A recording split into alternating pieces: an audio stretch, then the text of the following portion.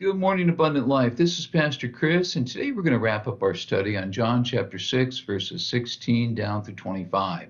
We've been talking about the people who, a day before this, Jesus had fed a crowd of 5,000 people with fish and loaves. The next morning, they wake up, he's not there. So they walk around the lake. They find Jesus in Capernaum. Hey, where you been? What they really want to know is you're going to start keep feeding us, right? We don't have to work for our food anymore, right? These people were not ready to serve Jesus. Now, what do their motives teach us? I mean, their motive was wanting their material needs met. What do they teach us? Not about Jesus, but about them, and maybe even about human nature, and maybe even about ourselves. The people were absolutely ready for Jesus to live up to their expectations. They put expectations on Jesus. He better do what we want. He was going to provide all their needs for them. He had the miraculous power to do this. They're going to be wealthy. They're going to be healthy. They're going to be well fed. They're going to. Does this sound familiar? Modern preachers preach this nonsense all the time. These are poor people. But don't worry, Jesus is going to give us all we need. They have no idea. There's a huge difference between expecting Jesus to live up to our expectations of him versus trying to live up to God's expectations of us. And that's what growing in faith really is. It's not saying, well, why doesn't God do this? It's a willingness to say, God, you are in charge, not me. I think Jesus said it best when he said, not my will, but yours. God is not here to wait on us. We are here to serve the Lord. Our prayer should be this: Father, use me. Use me. Put me in those opportunities where I can serve you, where I can bring you glory. When we say that, it's a sign that we're on the right course.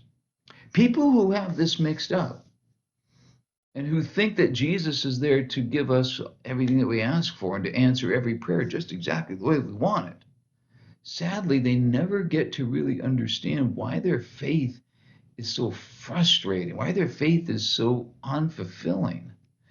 But if you want to experience real joy, and a sense of purpose, and knowing that you're a part of something that matters, you're a part of something bigger than yourself. If that's what you want, then realize that we are here to serve Jesus. We're here to work for his glory and for his kingdom, and that's actually so much better. It's so much more fun that way. Notice that if you've ever been on a cruise, I mean, cruises are all about keeping you happy. Every kind of food you can imagine are on these cruises. Now, I love cruises. I'm not criticizing them. In fact, for our 40th anniversary, we're going on a cruise. Cruises are wonderful. They even have an ice cream machine that is open 24 hours a day. They have all kinds of entertainment. Everything there is designed for you. That's great. You ever notice they have a complaint department? I notice the difference between taking a cruise and when we go on a mission trip. Like last year, we went to Mexico. This year, we're going to go again. I notice a strange thing happens on mission trips. I mean, you're usually filthy dirty. You're working all day. You're exhausted. You smell terrible. It's dirty everywhere. You're sleeping in sleeping bags. It ain't a cruise. But I also notice there's no complaining. Why is that? Because you're working for a purpose then. It puts you in an entirely different mindset. And you don't worry about the little inconveniences. You don't worry about the things that go wrong. You're in a different frame of mind because you are doing something that matters. You're a part of something bigger than yourself. You see, this is what we discover. We discover joy, and we discover the fulfillment that comes with serving. Serving God leaves us with feeling we are a part of something special. That's all the difference in the world. And you simply can never get that feeling when you expect that God is going to wait on you hand and foot and give you everything you need to be happy.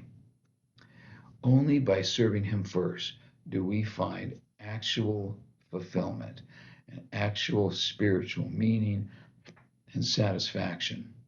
Jesus is more than just the guy who makes us breakfast. He's more than just somebody who's supposed to make us happy and fill all of our wishes. Jesus is Lord, and we are here to serve Him. And when we do, we'll discover our real purpose, our real fulfillment, and actual joy. Isn't that a better way to walk in faith? I want to leave you with this story. When I was a youth pastor back in Fresno, one night at youth group, I had one kid in my group.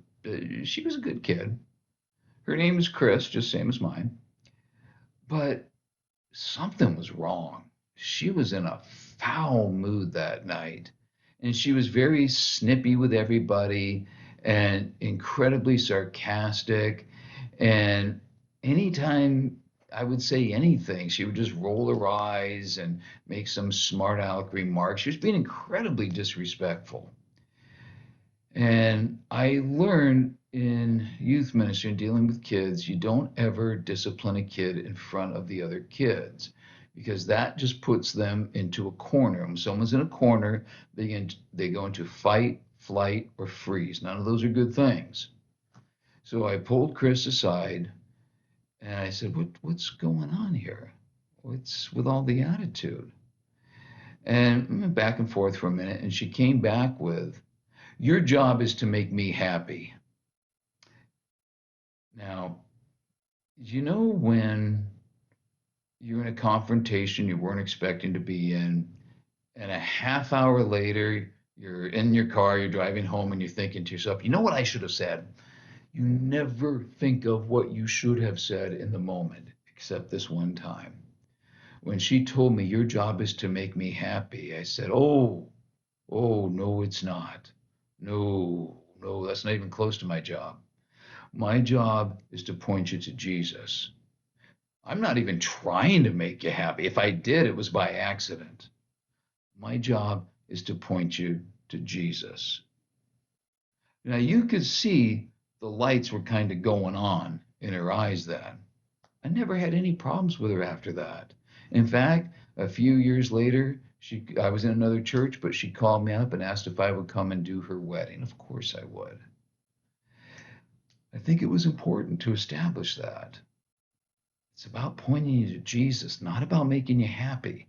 If you're coming to Jesus expecting He's going to make me happy, it's not going to happen.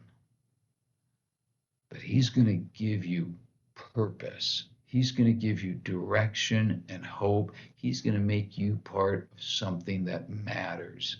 That's better than getting what you want. Have a great day. We'll see you next time.